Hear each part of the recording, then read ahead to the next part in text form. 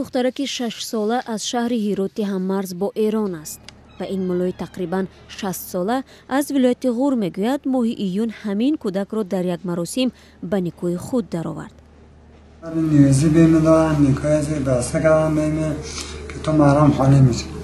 بعد از این دختر گفته که ببر هر جا که رموخش داری بده به دست رموخش کن تا کلان شد.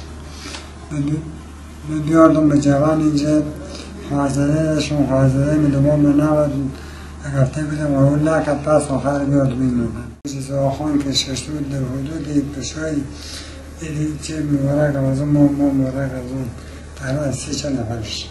ادعای ازی آدمی است که ای به نکاح ما پدر مادر به رضایت خود دادن و ما در این قسمت دیگر ارتباط گرفتیم با پدر مادر دختر و مردمی که در محل بودن. پدر مادر دختر ادعا کاملا رد میکنن که به نکاح او بوده.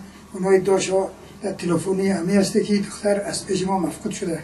این مولای افغان را حالا به کودک ربایی و ازدواج غیر قانونی متهم میکنند. در افغانستان دختران از 16 سالگی حق ازدواج دارند.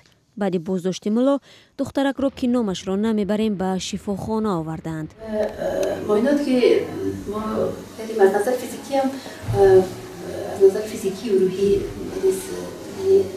نرمال بود، مشکل خاصی نداشت. لیکن میبینیم چون طفل یک حالتی وحشتناک برای خود داره، زمانی که چشمش به این نفر میفته خود به خود طفل وحشت میکنه که خود از این نمایانگری از این هسته که شاید این طفل اختطاف باشه، شاید قاچاق باشه و شاید هم در قید نکاح ازی باشه و این فعلا ما سر ازی ریاست امور زنان قضاوت کرده نمیتونه، ولی تعقیبای خود در ارتباطی و یا در قبال این گپ ما 99% هم بلکه نه 100% داریم که قضیه کاملا روشن شده.